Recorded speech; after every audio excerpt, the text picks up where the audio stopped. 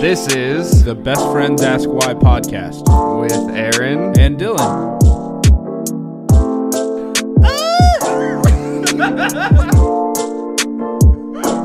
It's so tight!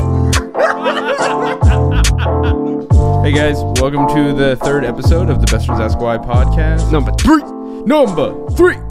Our second solo, which is not a solo because there's two people on the podcast. So we are going to go through a couple different things. We have like some friends of ours.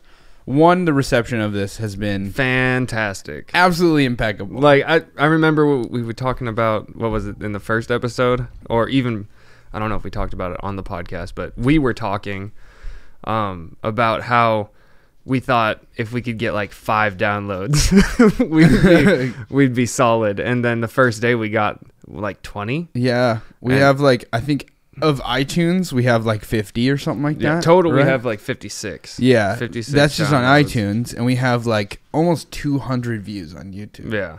Which is, I mean, like, I haven't looked at the metrics that show how long people have watched it for.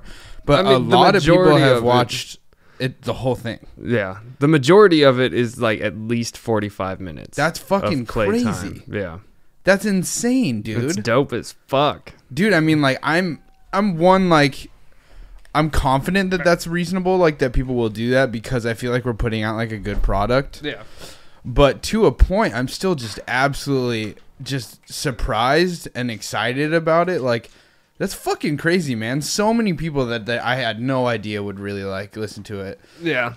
And I wonder to a certain point if it's our personalities that they're listening for, or like because they're our friends and they're being supportive because they're just want to be supportive of us, or because our product's good. But based off how much people have reached out to me in like a physical form, like DMing me and like hitting me up and tagging us and stuff, it's been fucking insane. It's so crazy, man. Like people that I have a lot of people in my life who like I feel like love me a good amount and like really want to be supportive of me, but I didn't expect any of them to give up like a significant amount of their time. Like, I'm 25 years old. We're in a timeline that like either people are working, they're starting to have kids, you're going still to school to get your master's degree or whatever. Yeah. Like, there's people who are just hammering away at life, and to get them to pull away from it, to dedicate that much time to listen to our bullshit dream.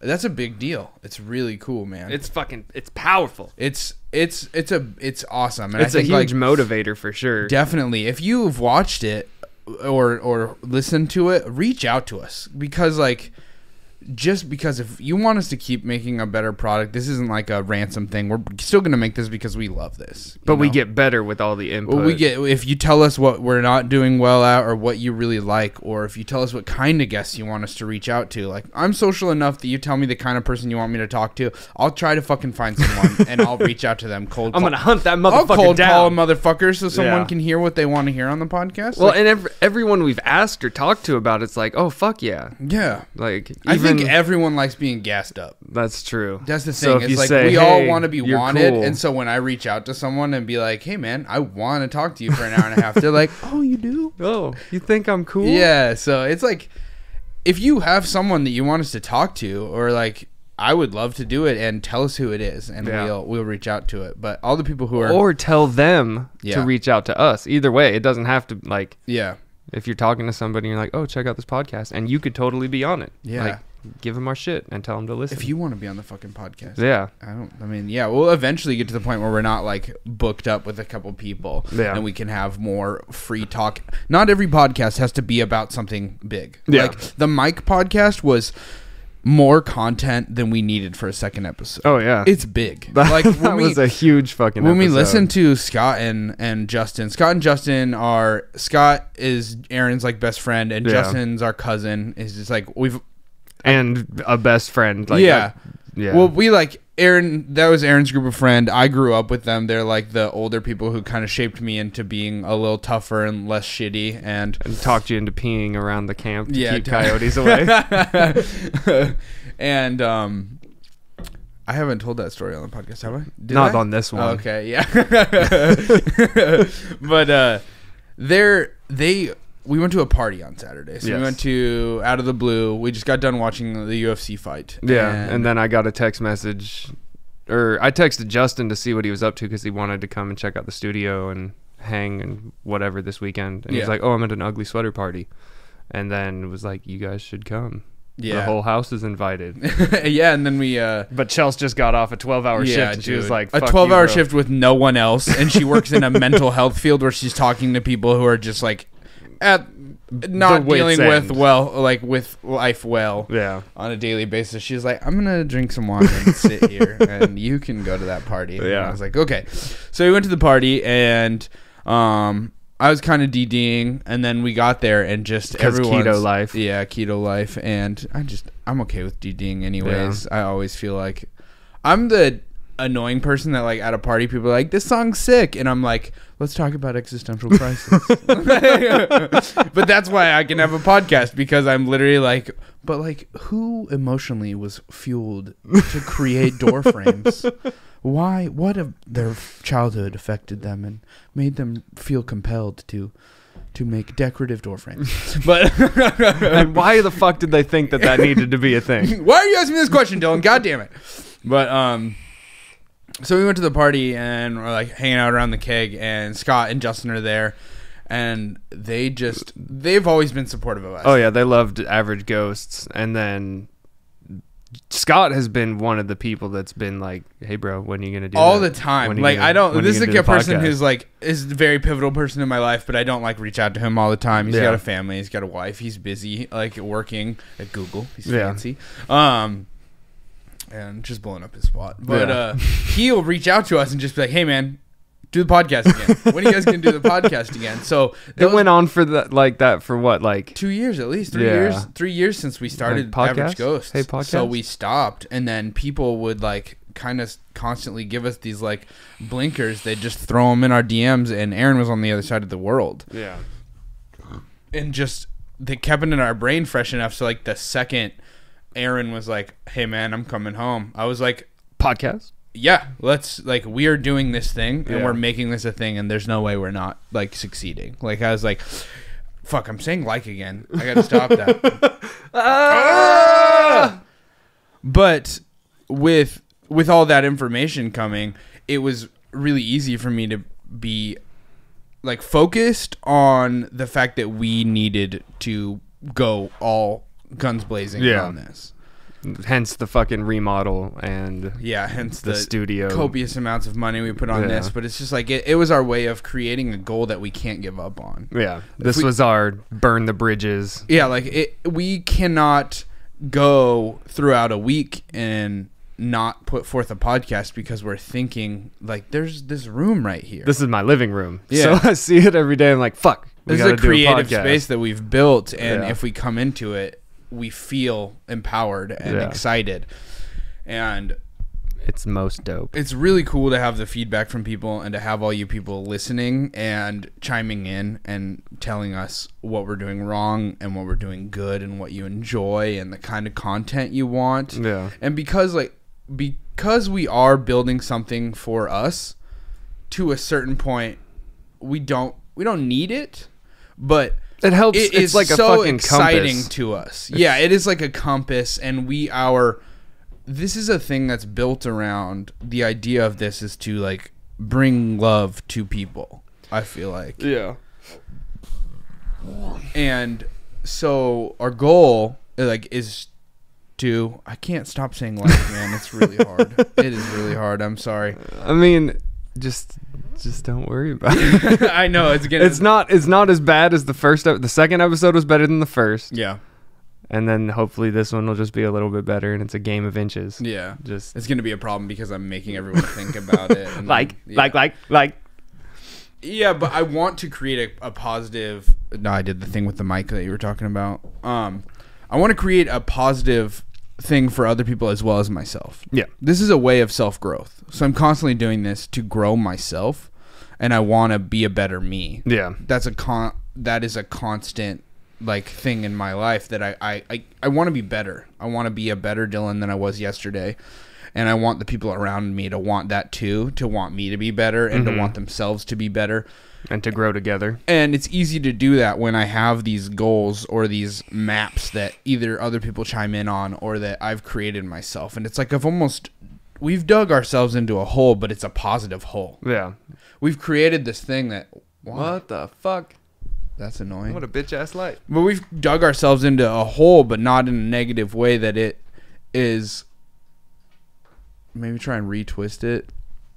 We have to grow here, but it's not a problem. It's something we're really excited to do. And so if you guys can be a part of that, if you guys can actively reach out, we're creating community, and it needs to be a community. We need to have you guys be a part of the community. You want to pause the podcast for a second, Aaron? Oh, it just came back on.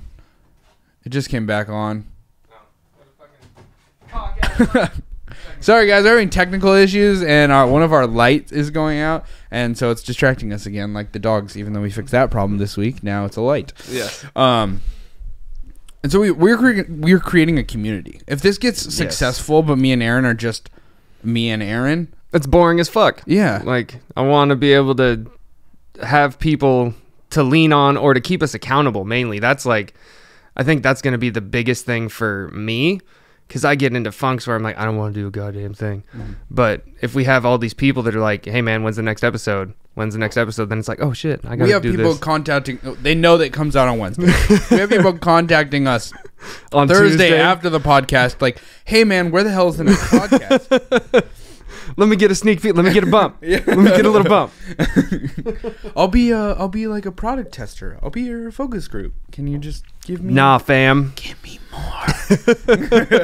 We'll have more. We promise. Yeah, you just got to fucking wait. And eventually when we're doing this as a real job, and probably 3-5 years from now, who knows, as long as it takes, because we're going to do it. I'm committed to, I want it to be a thing. And it will require you guys, but we'll get bigger as time goes on.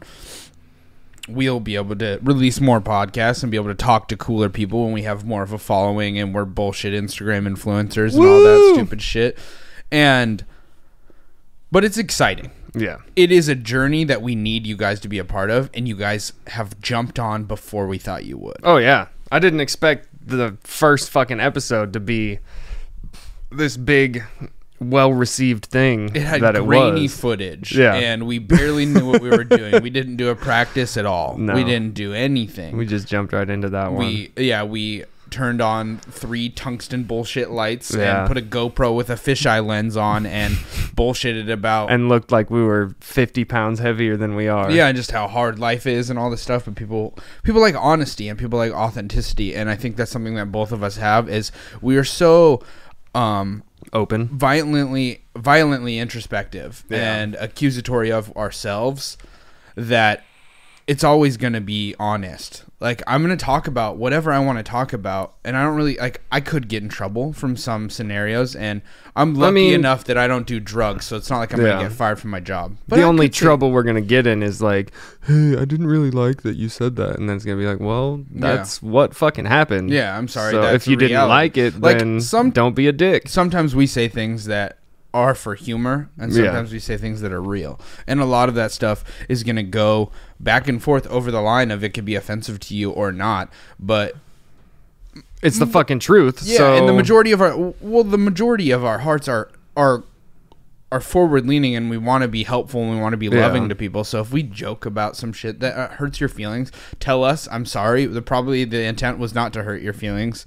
In all likelihood, we're very supportive of you, but this is my reality, and I want my reality to be joyous. And sometimes it's sad, but I'm going to lean towards humor a lot of the time, and sometimes that's going to hurt your feelings, and sometimes you'll enjoy it and laugh too. You just shouldn't be a baby back bitch.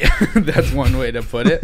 But, I mean, reach out to me. Become a part of our community, and we can grow through that. Yes. In all ways, please become a part of our community. Eventually, we'll have merch, and that's going to be a big part of us making this successful, and we'll make it cool so you guys will want it. But it's going to be important that you guys want to be a part of our community in that way. We need the community first before we create the merch. Yeah, we need the growth. So if you guys are sharing this to your friends and putting it out there, and if there's something you enjoy at BFAWHY, on the Instagrams, and you can share our Facebook links we put out and put them to YouTube, on iTunes, all that stuff. But back to it, we've had such a big outreach on this first podcast, and with that there's been DMs and people talking to us and reaching out and people talking about what they've enjoyed about the podcast. And so I've gotten a formal request from somebody incredibly important to me, my friend Mariah. She's talked about, she said on one of our tangents, I don't know what it was, we probably talked about religion a little bit on Average Ghosts, but that's a whole nother world that most people who are listening to this now don't know about. That might be something that we do in the future, like a Patreon package, some shit. Yeah, that'd be access cool. To the old. Yeah, you guys can listen to the old ones. And, I mean, by all means, bring a flash drive over, and I'm sure we could just load them on there for you anyways. Yeah, if you guys want to come check out the studio, just like hit us up. Yeah, you can come on tours. It only costs $45,000. Studio tour, $45,000 for 7 minutes. And if you go a hair over 7 minutes, it will be an extra $35,000. But I got a text message from my friend Mariah about the podcast, and there's something that she would like to know about us, and I think would kind of detail our stories more. We've gotten information from Justin, and we're doing a lot of talking without like a framing of who we are. Yeah. And so there's going to be a lot of information that comes from our personalities, but you guys don't necessarily know all of them yet. Yeah. And as time goes on, you'll be able to frame either our faux personality through the camera or the microphone, or you'll actually have a relationship with us in real life and be able to... I don't think that we have a faux personality. No, I don't think so either. I think we're pretty honest, and it's pretty difficult to fake something for a long time. I don't feel like I can fake shit. Like, yeah, in the army they try to tell you to fake it till you make it, and I was horrible with that shit. I'd just be pissed off all the goddamn time. I can, like, I don't know about fake it, but I can pretend that I'm more excited about something than I am, and then I will get excited about it. Like, I psych myself up, and then my brain will change. So, like, I'm the master of my own chemistry, I guess, in my brain. So if I'm like, I don't want to work out, I'm like, you love working out. I'm like, oh, you're right. I do love working out. Love working out. I'm so jacked. I definitely don't have tits. But I got a text message from my friend Mariah, and she says, you guys are doing great. Sorry if I'm not supposed to read this on air, Mariah, but you guys are doing great. Also, and I've been thinking about this for a while. Wrong one. Wrong text. That one's personal. Sorry. Fuck me. Okay, I had this thought during one of your tangents that it could be interesting for you and Aaron to do an episode on how you guys grew up with religion and how your ideas have changed and why. Not to be anti-religious, but to bring up some important and very real issues that you guys have probably experienced. And I'm definitely interested to talk about that. And I don't think that she has to be fearful that it's going to be anti-religious, because I'm not necessarily anti-religious. I'm not anti-religious. I'm anti-church. I'm anti-organized. I'm not even anti-church. I am. I'm not anti. It's just not for me. With the negative ideologies that can be formed in small communities, can have a really strong impact and affect people and build hate, and that bothers me. But anywhere where there can be an us versus them, and it's not like an inclusive thing. Tribalism is like a natural thing that humans go to. It's just built in our DNA.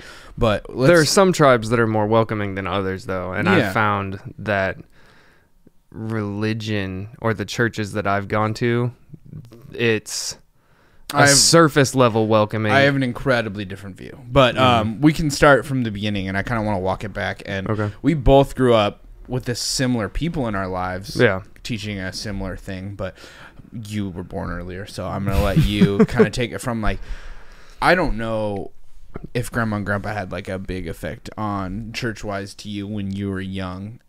Not when I was young, because my mom was like, straight up, I'm not doing the church shit. Like, she grew up with the Sunday school Bible study shit being forced down her throat, so as soon as she didn't have to go anymore, she was done. And then once I hit like preteen years, well, no, I'd go to church with my grandparents like every now and then when I was young, to go to like youth group and whatever the little kids church shit is called. Sunday school, that's what it is. It was escaping me. And they give you Rice Krispie 3. You can't just say Rice Krispies. But I'd go to that when I was little every now and then, and once I hit my teen years, me, Nathan, Andrew, I think Kyle too, my grandma would come scoop us up in her van and then take us to the youth group, and like our bribe to go was that she'd get us McDonald's afterward. McDonald's is lit. But we'd end up going there, and I don't know how deep do you want me to go? Go in. And go in, boy. Go in. Go in. I'll start beatboxing right now. Go. No. So the whole time I was doing this, I felt completely out of place, because the shit that stuck with me the most initially was I never felt good enough to get into heaven, because of the whole duality of the whole Christian religion was like, do good and you'll go to heaven, do bad and you'll go to hell. Well, I think because I'm so introspective and so hard on myself all the time in general, that became an unrealistic standard that I could never meet in my own mind. Mm-hmm. So instead of it like kind of encouraging you to be better, you were just like, fuck this. Just kidding. You're a little bitch, Aaron. No, it wasn't. It just was such a daunting task. Mm-hmm. Like I didn't understand then that's what the point of forgiveness was. Mm-hmm. Was that, oh, you're gonna sin, but that's why he forgives you and shit. Yeah. So in my eyes, it was like, well, fuck, I'm going to hell because I'm never gonna be good enough. Mm-hmm. And so that kind of tainted my whole view of religion for a long time. And then once I started getting to like 17, 18, I don't even think I went to church then. 15, 16, I think is probably close to the last time I went. Mm-hmm. I started seeing like the dog and pony show type shit. Like, you know, the whole Sunday best, like dressing your Sunday best deal. Yeah. And I'd start seeing all these friends. You have to get to a certain age where people watching is something you can process. Yeah. To be able to understand that. Yeah, I can understand what you're saying. So I'd start seeing these people all dressed up and talking about how great their family is and how great this person's doing. And then I'd start hearing the gossip type shit. They put on the phone voice. Yeah. They walk through these doors in that voice that the white mom answers after she's been screaming at her kid all day. How's it going? Yeah. Yeah. When really there's that nastiness. Mm-hmm. And even that would start coming out. The nasty shit. Like you'd see it in the close groups, but they'd always get real quiet and be like, oh, this person's a fucking drug addict. Jared didn't tithe. Yeah. And that shit grossed me the fuck out. Like right now it makes my skin crawl. Mm-hmm. Like I don't like gossipy shit. Yeah. And I don't like two-faced people. Like because we're trying. I don't want to be like I'm not going to lie and say I've never talked shit about people. Well, yeah, like, I have too. It's the human condition. It comes up a lot, but I try to call myself out about it. If we're having a conversation like, oh, we're always talking shit, and I'd be like, well, I've talked shit about this before. Well, yeah. I feel like we're genuine about it, though. Mm-hmm. Whereas if you were to call somebody like that out, they'd be like, oh, no, I don't know what you're talking about. Mm-hmm. But if somebody called us out, we'd be like, well, yeah, you were being a piece of shit. Yeah. Like, it's a different way to do. You're not owning it. Mm-hmm. So that... Give it to Christ. Just give it to Christ, Aaron. Go with Christ. But that... Glory to God, gossip to God. That shit, it grossed me out a lot. And seeing that was like the last straw, I think, for me, where I was just like, no, Graham, I'm not going to church anymore. Okay. I don't feel it. The only thing that I ever felt in church was the music. Like when everyone would sing together. I want to talk about that. No, I really do. When everyone would sing together and stuff, and I was like, oh shit, I feel that. Mm-hmm. But I don't feel the scripture I just at got all. creeped out by my own. The way I did it was like real rapey. I was about to jump across this table and bite your nipples. The way I did it was like, I love me some Jesus music. God damn it! Gross myself out there for a second. Damn. So I guess this is a line where I'm gonna try and tell my story up to this line as well, I guess. And so growing up with religion, to me, it wasn't a big thing that I feel like Grandma and Grandpa really said to me that much. They weren't a big part of it. I feel like they became a bigger part of it, and I think they had moved to. I think they were in Marysville. I think the pivotal time when, I think Grandma and Grandpa were either living. We were just living separately. Okay? Yeah. So they had enough grandkids that I wasn't a main focus like you were more in that timeline. And so what church was to me was an escape from like what my household was. Yeah. And my household until growing up, I think I didn't realize was like a chaotic place. But until you found a non-chaotic place and you're like, oh shit. I don't know if I found a non-chaotic place yet, but I've spent, I mean, my home isn't as chaotic as that was, and I almost crave chaos in a way, so I still try to find it in all things I do. Sorry, excuse me. Just burp right. Goddamn Zeeves. I know, dude. Zevia. And so what it was it was time I got to spend with my family, and it was a fat kid's dream. Yeah. So because they had what Sunday food. what Sunday was to me was my dad wasn't working. And not to say that my dad didn't spend a lot of time with me when we were a kid. I have a lot of really good thought process and memories of spending time with my dad. Like, we were outside all the fucking time. Yeah, like playing FIFA demos with my dad, and he'd be like, hey, if you win, I'll take you to Taco Bell. I was fat when I was a kid, guys, so like these are a big deal. I'm still fat. Fuck yeah, Taco Bell. But he'd be like, if you win, I'll buy Taco Bell. If I win, you have to buy Taco Bell. And then he'd win, and he'd still buy me Taco Bell. But we would ride our bikes all over the place and stuff. But what Sunday was our whole family would get together, and we'd go, and sometimes we'd miss church, but we'd still get donuts, and we'd get chocolate milk, and we'd all get to hang out at a table. Yeah. And get to conversate and like enjoy each other. And occasionally that involved Grandma and Grandpa, and occasionally it didn't. But as I got older, God became more of an escape for me, and the same way that it is for most people. I feel like most people don't look for God in a positive part of their life. They look for him in a negative part. Yeah. And he's their only solace. So he's not someone that you want to communicate with when you're doing fine. And as time came on, as time went on, I realized that's a selfish relationship. And so always asking God for shit. Always asking for something, like, and never thanks, being, bro. Yeah, and never being like, never showing him that you want him. He just needs to want you for when you're broken. Yeah. And so as time went on, it became an escape for me. And like middle school, around probably 14, I found youth group, and youth group became this cool community for me where I got to hang out with people who weren't exactly the most godly, but I got to spend time with them in the house of God, and I got to listen to music, and I went to like one of those big churches that gets a lot of money and doesn't pay taxes, so they got a lot of really nice shit. And the youth leader will always talk about how good it was to fuck his wife, but like don't do it until you're married. Yeah. He used to say that all the time. He'd be like, sex, guys, I just want you to know that the Lord loves sex, but don't do it. But you need to marry your wife. Like pretty much, you just be like, fucking is great. I love shooting loads, but I do it under the name of the Lord. I asked the Lord, can I shoot loads? And he said, you get those loads. And then I shot loads. Okay, now I'm being ridiculous. But it was this weird thing that as I got older, I realized how strange it was to me.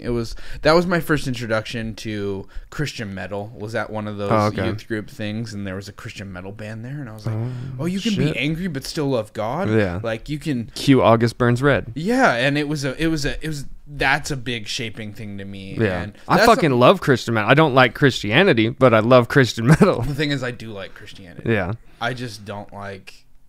Well, it's hard to discuss. Like, it's hard to really think about that. But I I love the idea of God. Yeah. I really do. Like, purely. The idea of God to me, when explained to me by the right people, is the purest thing I've ever felt.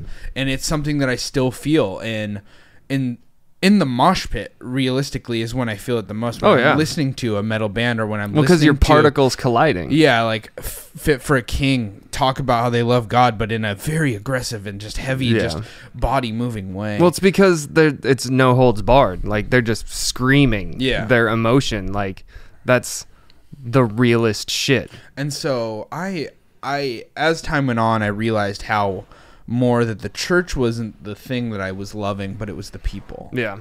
And so the church is if you really sit down and you listen to the church, it's this is from this book, it says this, and it says this thing, this is why you shouldn't do this thing.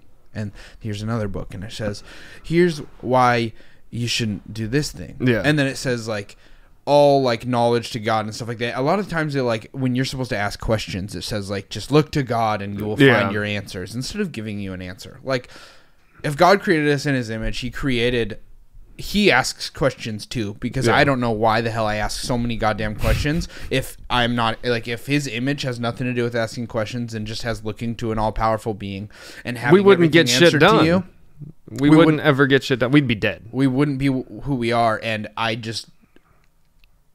don't understand how the Bible can a lot of times kind of sway you away from asking questions and look within your soul and look towards God to get the answers that you need, when if we're created in his image, I was built exactly how the hell I am, and I ask way too many questions, and I say a lot of fucked up stuff, and I do a lot of fucked up stuff, but I still have a very Christ-like part of myself who wants to love every person around me.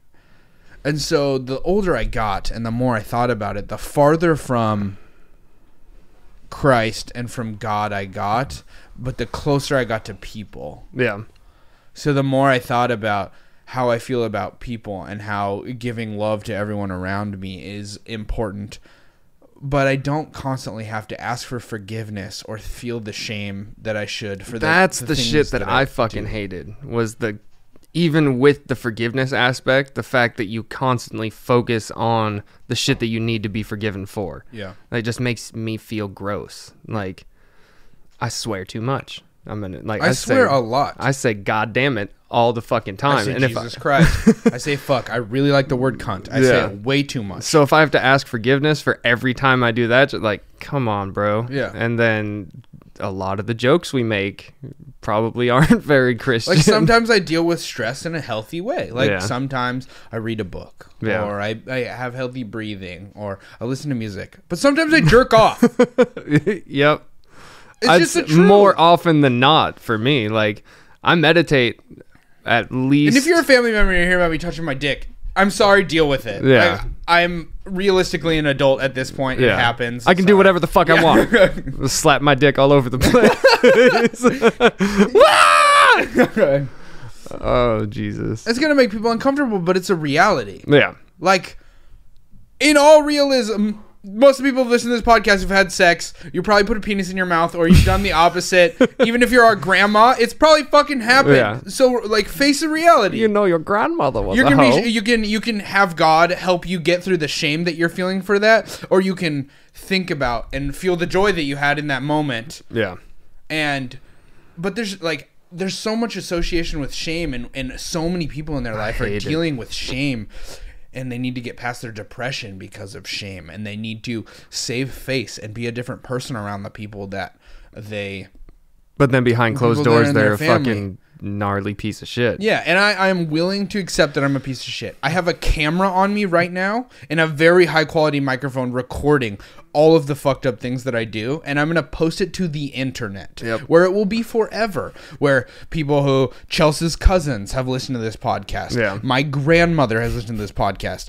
Our other grandparents will probably eventually listen to this podcast. Our aunts, friends that we've had for a long time, but we don't talk to enough. Yeah. There is hundreds of people, possibly millions in the future, that are going to hear that we slap our dick around. And I someday am hopefully going to be successful and make money because of my shame. Yeah. But that's reality. Yeah. And what religion to me has been a lot of the time is pretend to love until you don't want to. Yeah. So there's a line. It's you're gonna love the people who are close to you and who are reading the Bible enough. But if they pass that line, if they like dicks and they got a dick, yeah, if they have a wiener and they like wieners and they cheat on their wife, or if they smoke the devil's lettuce, that's probably fine. Actually, God is probably like, oh shit. But yeah. I put that there for you guys. Burning bush, dude. DMT, it's great. There's so much. So many lines drawn in the Bible. So my biggest problem has always been with the Bible is a lot of the times when they put these things on the screen at the big mega church where they don't pay taxes and they really don't help as many people who are unfortunate as they should. Yeah. And really the pastor just lives in a really nice house and drives a nice fancy fucking car. And I'm sure he's a good person. And with enough time, having enough money, you tend to forget that you have all this money and how much people that you can help. That's humanity. Well, your lifestyle grows with your budget. Yeah, and it becomes, you're like, I'm still a helpful person. I'm committing all of my time to researching God and spreading the word of God to people.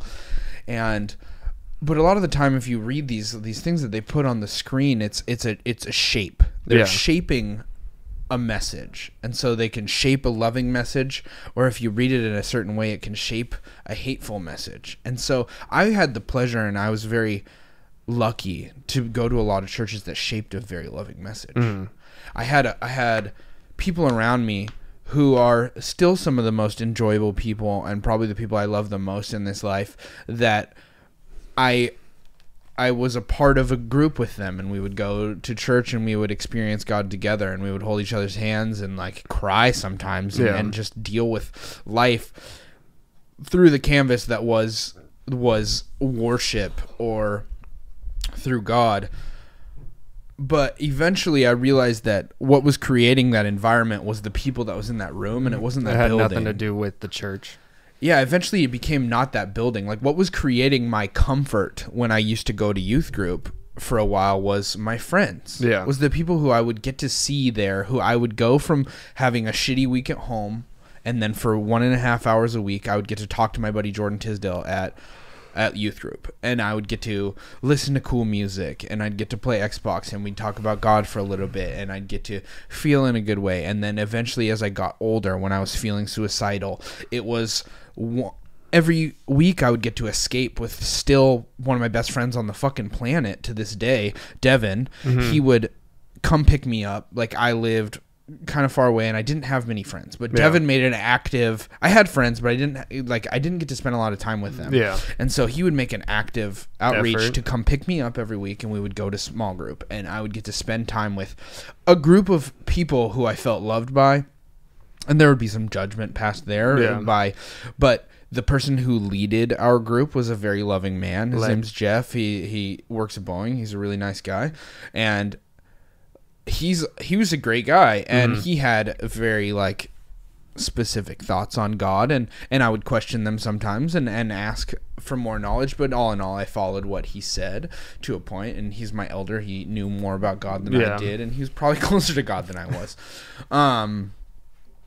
Those were all positive things to me. They got me through pivotal times in my life.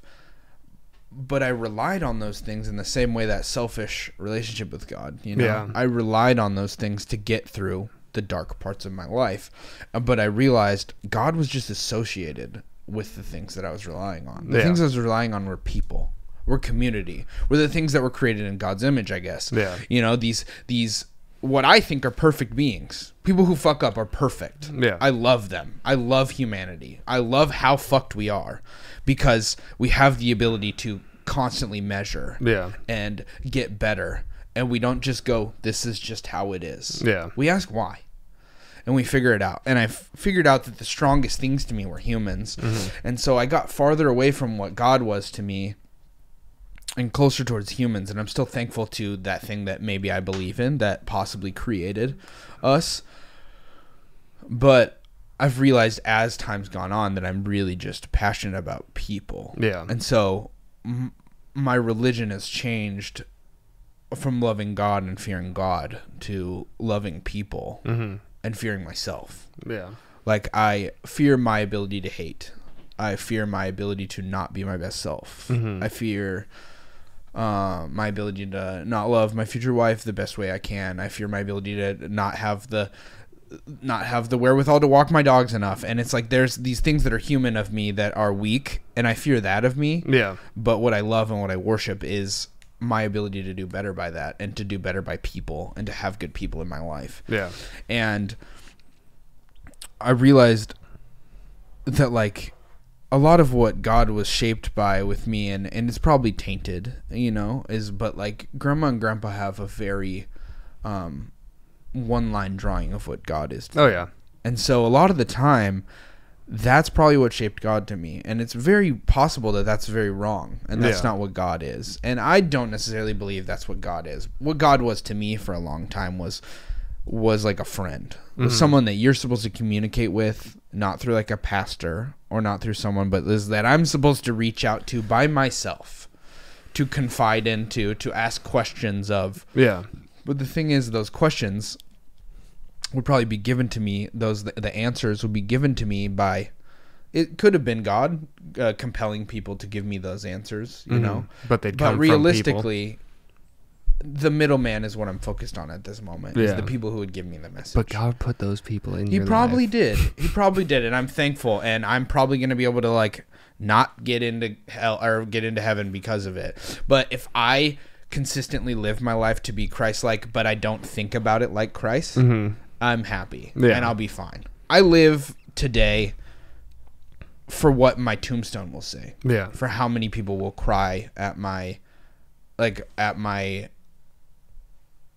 funeral. My funeral, yeah. For what will be written like on my epitaph, like those things are a craving to me because not because I want people to feel sad, and I've talked about this on the next podcast, but because I want to have an impact on people's life. Yeah. And if that doesn't get me into heaven, and I have to be eternally tortured in the pits of hellfire, and I have to feel no darkness or no light for the rest of my life, and all is darkness and all is worry and all is lonesome and all is death, I impacted a significant amount of people in my life, and that's what I care about. If I got to compel any people to make it to heaven, but I didn't get there, okay. Yeah. Okay. Yeah.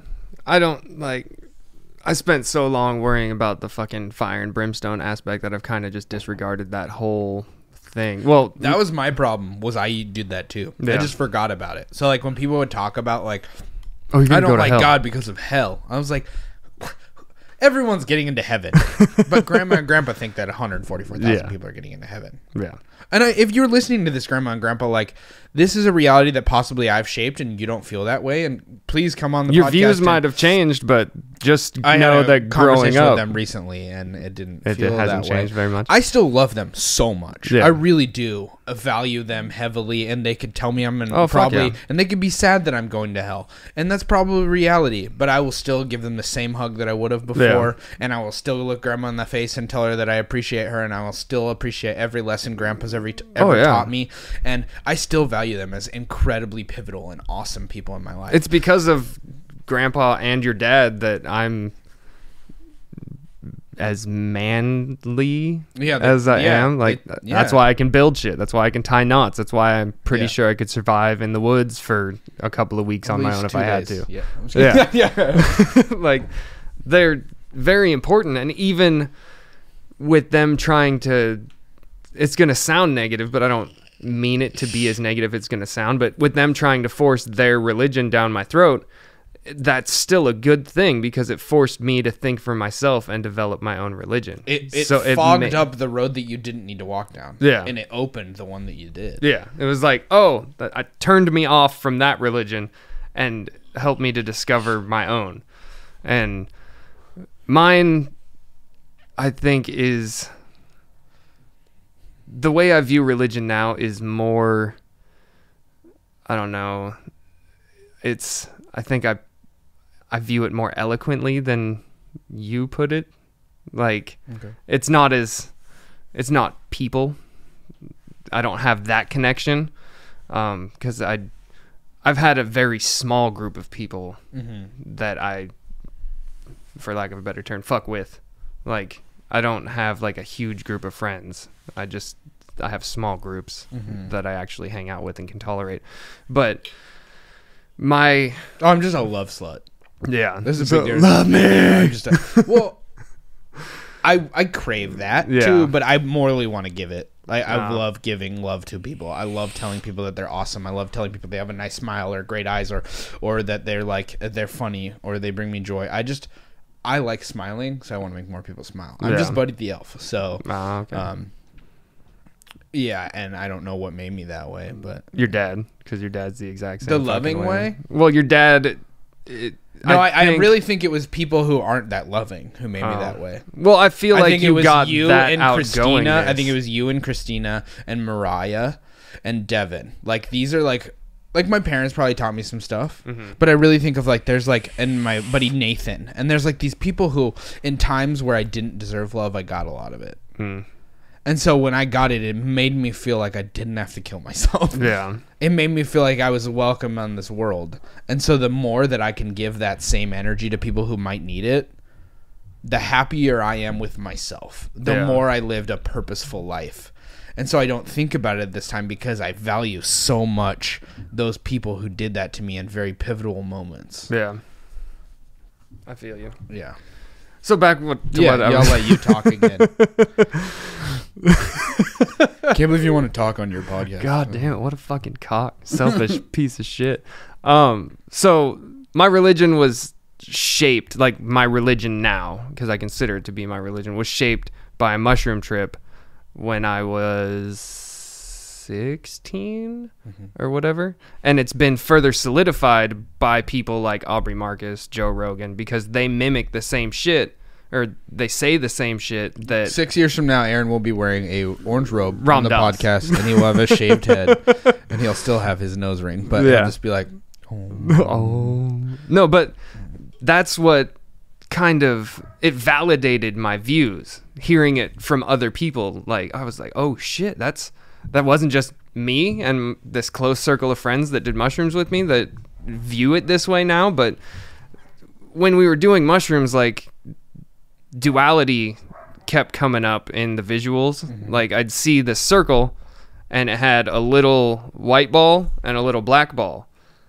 And the yin and yang. But it wasn't like a yin and yang. It was like a nose ring with a fucking white ball on top and a black ball on the bottom. Okay. And then I saw one, and then it multiplied and multiplied and multiplied, and basically they became atoms in this big chain mail of white balls, black balls. How much mushrooms did you take at this time? I think we had an eighth of mushrooms, and there was 5 of us. You split it between all of you? Yeah. So it really wasn't that much. It wasn't a lot.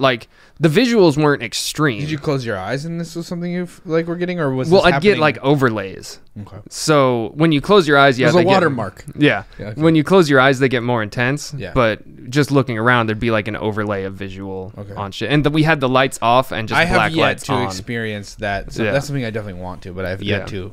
I don't know anything about it yet. Yeah. So. But I'd see that was a very prevalent visual that I was having, along with other geometric shapes, but that one's the one that stood out the most.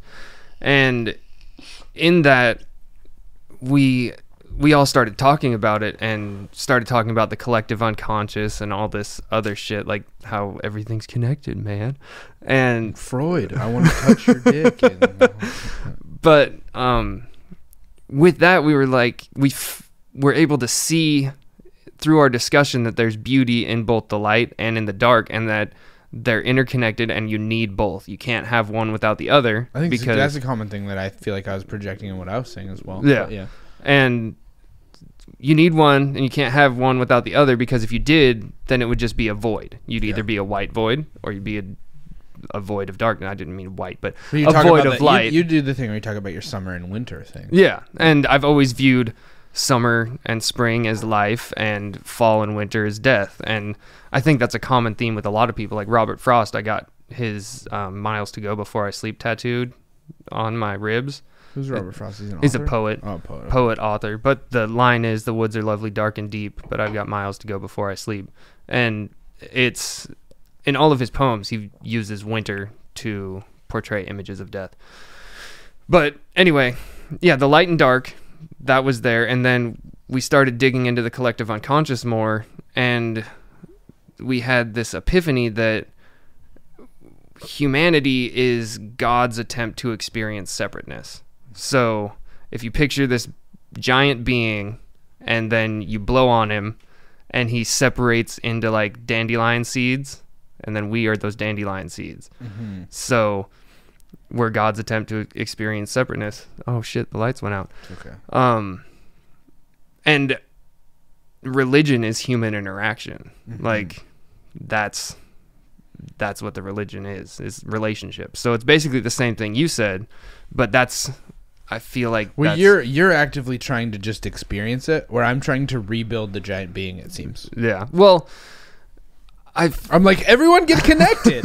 let's get back together. We'll spit on each other and we'll slap together and we'll be right God back again. in there. Yeah. Well, I mean, that's your experience. Like, there's no right or wrong way to live, because we need all of the experience, because that's what we were put here to do, is experience what it's like to not be connected. And that's why relationships are so pivotal, and why they feel so good. Yeah. When you connect with somebody, because it's like, oh shit, that's God. Like, that's what I'm missing. Yeah, that's why a mosh pit, when they're playing heavy music, feels like you're trying to slam in and become. People are like, this is angry, but like if you look at the guy next to you and you smiling. take a second, you have the biggest smile on your face, and you are high-fiving strangers. Unless they're a crowd kill asshole, then you want to punch him in the face. And then most of the time, somebody will jump in and fucking shove that motherfucker out of the pit and stay on his ass until he goes away. But yeah, mosh pits are fucking dope. Yeah, I love that shit. Continue. That was it. Like, after the mushroom trip, that was the one thing that stuck with me the most. Like, I don't really remember anything else from it. Yeah. Like, I think we tried to move a plant with our minds collectively, because we were teenagers and we were high. So we could totally do this. That would be your collective conscious, though, because you're trying to move it together. Yeah, but that stuck with me. And then years later, I started listening to the Joe Rogan podcast and Aubrey Marcus, and they mimicked the same thing, and I was like, oh shit, like, it gave me validation in what I believed. Yeah. And I enjoy it a lot more because I don't feel like I'm going to hell. You know what I enjoy the most about your story and my story is they cohesively exist as parts of each other. Yeah. And they're not like hateful of the other. Yeah. They don't say this is true, so this cannot be. Yeah. Nothing about mine says this is the truth. This is how I feel is the best way to live my life, and in a way that has become my religion. Yeah. It hasn't become a book. It's become what my heart feels brings the most joy to the other people of the collective, like of this collective unconscious. Yeah. Like it's the I'm trying to encourage the interaction. Mm-hmm. And so I feel like mine, while it wasn't attained through a mushroom trip, is very similar to the way that you feel. And I can't wait to do mushrooms so that it can give me more power to do. You're going to be like, oh shit, I was fucking right. What I feel like I'm doing. But I mean, in a way, I also want to be the Ram Dass just who says cunt more. Like, yeah. Well, I mean, I say fuck all the time. Yeah, you do. I know. I just mean, like, I want to be able to come terms with my, like, to not feel as if though I don't have anger. I want to be able to feel it fully. Yeah. I want to be able to feel that anger and be like, why are you here? Mm-hmm. And what can you teach me? Yeah. And I want to feel that about JP Sears and Aubrey. That dude he's funny as hell, but he is so insanely actually spiritual. Oh yeah.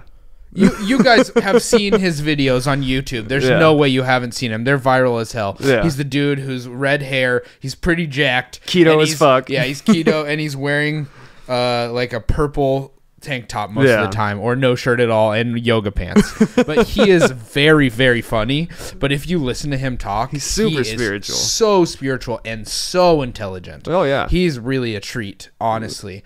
But my life goal is to find the balance between spirituality and humor, and to teach that to as many people as possible, and to show as many people that they have something to be loved for. Yeah.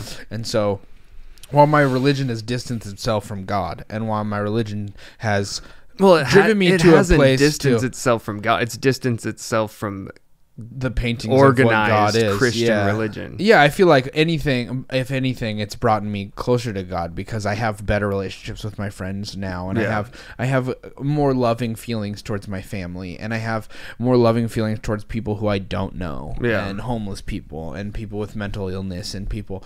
I have more love in my heart since I've left for the church, and that's a strange thing to think about, but to me, that's my truth, and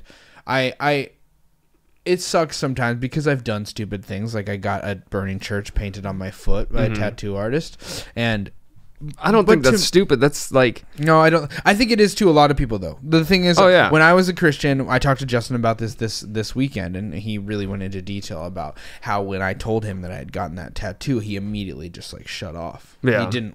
He didn't hear what I had to say about it. And I totally understand that because back in the day when I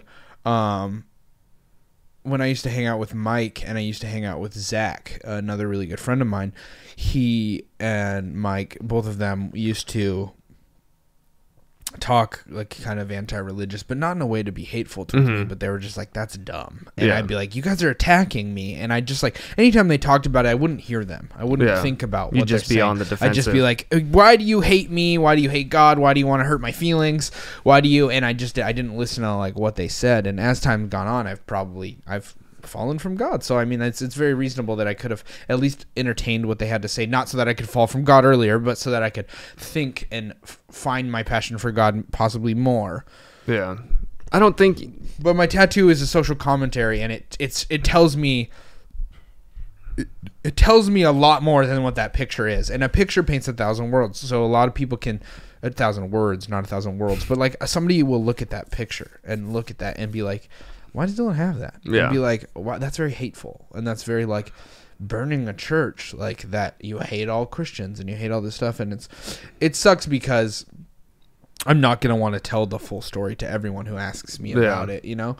But there's so much more to it. And, and a lot of it is focused in what I said earlier. And a lot of it is focused in my relinquishment of hatred. Yeah. It's burning down my personal church when I think about it the most. It was a joke. I got it as like on a flash day, and it was Chelsea. It was getting the one that I wanted to get, so I got this one tattooed on my foot, and I've always wanted on top of the foot tattoo. So I got this church that's burning on top of my foot. Yeah. And I show it to my friends, and they're like, "Oh, that's hateful," and "Take that, God," is what they say. But like, I can understand where that's the very surface level shit. But if you ever talk to me about anything, I'm definitely not a surface level person. Like I want to talk about everything. Yeah. I never shut the fuck up. And so what it means to me is like it's a big social commentary on me of realizing the things that I hate about religion and burning them down and accepting who those people are that feel that way and feeling love for them despite their hate and despite the thing that they've painted. So like with grandma and grandpa, like a lot of the times it's mostly grandma and not grandpa. Like grandpa, I feel like follows grandma in her like love of God. I think grandma's just more vocal about it. That may be true. And I'm not saying that they are hateful people. They're not. But what they believe is an ideology that is it is a line diagram. It's inclusive and exclusive. There is no opacity to it. There is no change in colors. It is black and white, and it says the truth. And if you do not believe that, you are going to burn in the fires of hell. Yeah. And that's sad. Yeah. And the tattoo is my commentary of it's not rejecting my grandmother and my grandfather. Mm-hmm. It's showing that part of them to me is hateful, and it's burning that part down, specifically that part, and acknowledging that I can have still pure love for them, regardless of a certain level that they feel, because it serves me and possibly the other people in my life more to hold love in my heart and not hate. And so I can't be angry towards them because that anger has taught me that if I get a small picture tattooed on my foot, I can release all of it. Yeah. So I got this picture on my foot and I have no hate. It's not there anymore. Yeah. like my mom did drugs and I forgave her, and I realized it's more important for me and more important to her that I love her than it is for me to be mad at her for it, because it had like that trauma grew me to be an awesome person, and I feel like I'm a cool person, and like in the same way that this hate has taught me so much about love, and so I burned it down, and I'm committed to being me. I'm committed to being a fully loving and hopefully enjoyable and semi-funny and not that good-looking person. And I'm super accepting of that. And I'm happy that I've had that. I'm happy that hate's been thrown in my face so that I can look right through it. Yeah. So I can be that individual part of God's dandelion that got blown off, and I had the ability to retrieve that part of the unconscious and make it part of my conscious as to have love rather than hatred. To have hate. Yeah. I feel you. Yeah. We just fucking went deep. Heavy stuff. There wasn't that much comedy in this podcast. No, not at all. Yeah. I feel like there was a little bit at the beginning. I feel like we joked about some stuff eventually. I mean, like, I'm not worried about it. I think it was a good podcast. I think it was a fantastic podcast. Yeah. I think people will be very interested from the beginning to the end. Hopefully. Do you have any other, like, what other stuff have you been dealing with lately? Have you been like, is there anything else like about religion that you like to talk about, or how it's been affecting? I haven't really I haven't thought about religion in a long time. Like, I'll get little bumps in my day-to-day life. That's something Jordan Peterson said to me. So I just want to pause for a second what you're saying. And like Jordan Peterson said something, not to me, but I was listening to something he was saying, and he was talking about like religion is more shown in your actions than it is in what you believe. Yeah. It's shown in like how you treat people. And so like that really in the last week has just completely revamped everything that I thought about what my religion was, and it's been able, it created an outline for me to actually put the way I feel into. And so that's why I have all this to say today, is really because subconsciously I've been thinking about it for the last 2 weeks, just since this one sentence was said. Yeah. And it's just reshaped everything that is me. And it's still the truth. It's just now you're just aware of it. It's just more capable of being said into a really expensive microphone. I'm going to annoy people with how often I talk about these microphones. It's so expensive. I love them. They're nice. So amazing. They're so fucking nice. I'm so happy to have them. Because how long have we been looking at these and drooling? Since I started watching Rogan. Yeah. We have the same microphones as Joe Rogan. We fancy as shit. Yeah. Now we just need 4K microphones and a TriCaster. 4K cameras. An old Jamie named Justin.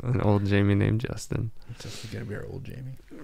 But like I was saying, is I don't really think about religion anymore, and my day-to-day life is more, I'm still recovering from the destruction of my previous life. Like, I go through days of being numb as fuck, where everything just might as well be gray. Yeah.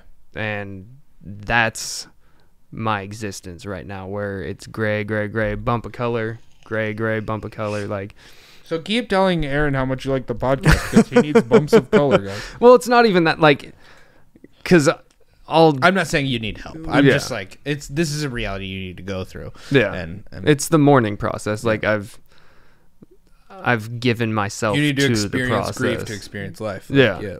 And just going through the acceptance phase. Like, it's all just part of the healing process, and it's something that I need to go through. If people didn't listen to the other podcast, what are you talking about specifically? I got divorced. Oh, okay. Yeah, got divorced and moved from Germany, and my whole life got blown up, and restarting here with the help of Dylan.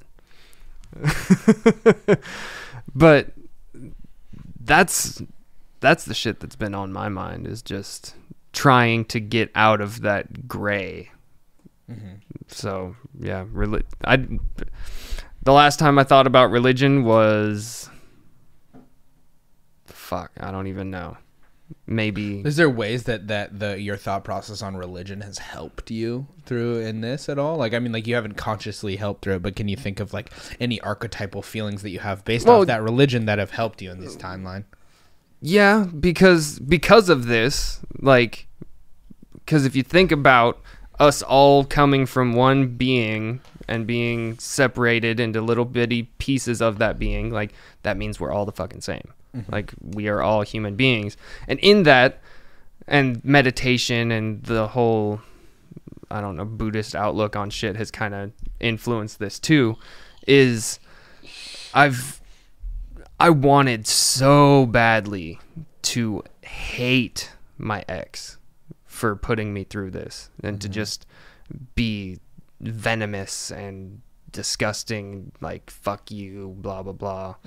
But because of my outlook on religion, I guess, it's more so internalized, like, so it's not an outward thought to be like, oh, because I feel this way, I need to act this way. It's just, I've had it for so long that I tried to put myself in her shoes and experience what is going on from her perspective. Yeah. And forgive her, understand her, and not be hard on her in my mind or hard on myself. And I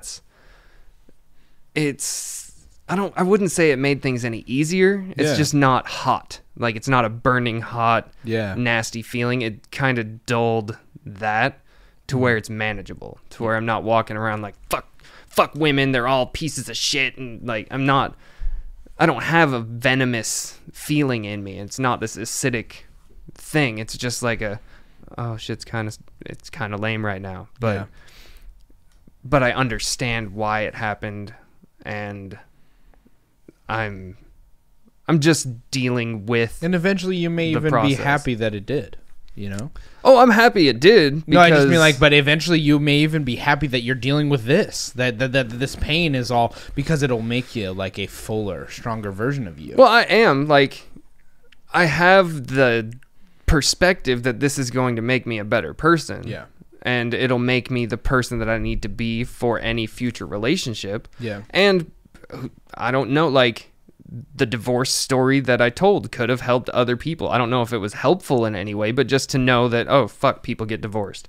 And to be willing to share it, that may have been helpful. Yeah. But I lost my train of thought. Just getting stronger is what I was talking about. I interjected. I definitely think that my mushroom trip religion it's helped me it helped to put things into perspective and to just do it in a compassionate way, to go through this divorce as compassionately as possible. Because my knee-jerk response a lot of the time in talking with my ex was like, fuck you, I fucking hate you, I want you to die, blah, blah, blah. Like, but is it connectiveness? You experienced, like, you thought about it as, like, well, then I took a step back. Yeah. Like, I need to be compassionate because she's a human being and she was not in a place to live her best life in our relationship. So get your life, girl. Living that best life. And there's also a quote, I forget who the fuck said it. It was some spiritual person, but it might have been Buddha or Gandhi. I don't fucking know. Hitler said but where the quote goes something to the effect of, this is probably Yoda, actually. Anger is like drinking poison and expecting the other person to die. So that's when I saw that, like, that's one of those quotes that kind of like sinks in deep. Yeah. Because I've always been an angry person.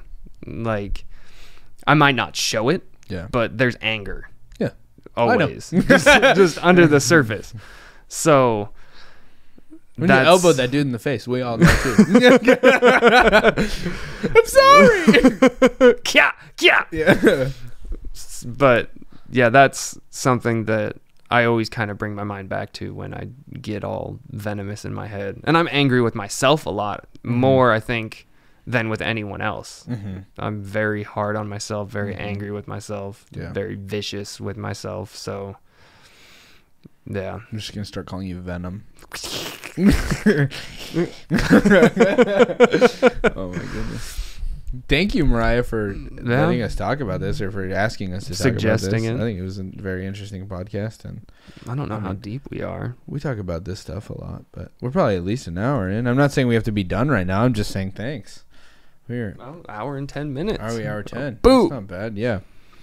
Yeah, I mean, there's I think that's all I've got to say on religion. The only thing I have to say about it is that if you could hear anything from what I just said about this, and I guess what has been shaped by Jordan Peterson to me, and I think do your own research on him. And a lot of people who jumped onto this bandwagon because of the Mike podcast because of the way that the internet paints him, might just viciously fucking A. I can't just say Rice Krispie treat that loud. Might viciously reject anything that he says, but I encourage you to do your own research and just realize that he is a very thoughtful and reasonable man, and he's not hateful. Yeah, and I've learned a lot of positive things from him. But the way you can learn lessons from every single person, like Grandma and Grandpa. They taught us a fuck ton of lessons. Even the shit that we don't agree with taught us a lesson. If it wasn't for them, like Hitler taught me not to do my mustache to the center. But Charlie Chaplin might have taught you to do the mustache and to be silent all the time. Yeah. Not good for podcasting. Yeah, I definitely didn't learn that part. Jeez. But what he's taught me is that even though you're not a Christian, or you don't worship Allah, or you're not reading whatever the fucking the Torah Jew book is, that was aggressive. The Jew book, goddamn. They're all the same fucking thing, pretty much, but they just have different shades. What your religion can be is it's not in a way that you need to worship something, but it's seeing that almost like in the same way you'd write an English paper. It's like you have this outline that you've built for yourself in your life, and it's built through your heart and your brain in equal parts. And the way that you act day in and day out, in a way, is your religion. Yeah. It is the thing that you preach the most, because even though you're not saying it to people will get it from your body language, and get it from your tone of voice, and get it from the way that you treat and interact people, the way you treat your own self. So don't be a dick. And so you can either build that to be hateful, or you can build that to be positive and loving. Yeah. And I'm lucky enough to have taken all the negative parts of my life and tried to form them into positive ways. And I still have negative parts about myself. And I'm sure what I preach on this podcast isn't always true. And I'm more negative than it seems at some points. I don't think so. Because even when you're in a shitty mood, it's still I think the shittiest mood I've ever seen you in was you just needed to take a second by yourself. Yeah. And then well, I do that thing where I go I'm really fucking mad because, and before anyone gets to be you're really mad, I go, it's because, and then I go and my brain's doing this thing, and I do all the deconstructing in the same sentence. It's annoying to myself, but I try to be a Zen person. Some people probably don't think I am, but I try to see myself as that way, so that can be my reality. Yeah, and that's my religion, is to be loving to people and show people love, and that's something that I've figured out is my religion, and that I am a religious person. And literally the last 2 weeks, I'm a religious person because I'm selfish. I'm religious because I want to be the best version of myself, and that's my religion, is to constantly be better and to constantly be the best version of me, so that I can be the best for other people. I'm my own God. I'm building my own God on a daily basis, and why a lot of those lessons came from a transcendent and other God that I don't necessarily see all the time, but I still possibly believe in. I have a religion, but my religion is me. Yeah. You know, it's my religion is this life and this plane of existence. Experience. Yeah, and it's being passionately and angrily and lovingly and excited and worried and anxious just about this life. And it's experiencing life. Every waking second that I'm here can either be impactful and awesome, or I can watch a really cool Netflix show like Daredevil, which they fucking canceled. Why, Disney? Why? Makes me so mad. I never even watched it. It's so good. Watch it so you can be mad with me on next week's episode. I don't want to watch it. You're in the darkness. You gotta go through. You're in the darkness right now. You're experiencing winter, so you gotta binge Netflix, and then that's exactly what I need to not do. I need to go out and get the little sunlight that's available. Yeah, you should just. I'll cut my face off and you can wear it. You can go to red light therapy instead of me. Oh, okay. Yeah. But we're at like an hour and 20 and I had a really good time, man. Yeah. Thanks for living in my basement and coming and talking to me. I make it sound like it's like you're living in my basement. No, you're not. I am living in your basement. I live in your basement. It's a finished basement. It's nice. You're a member of my community. You're not like a basement troll dweller. That you're not like a fucking barnacle. Like you're an active member of this community. You contribute you heavily. Jack off with both hands. Milk your tits. Yeah. Just one of them. This has been the third episode of the Best Friends Ask Why podcast, and thanks for listening, guys. And I hope you enjoyed it or hated it. Okay, yes. Bye. Hit us up on our social media at. We have a thing at the end that says that. Oh yeah, we do. Fucking disregard. Listen to that thing.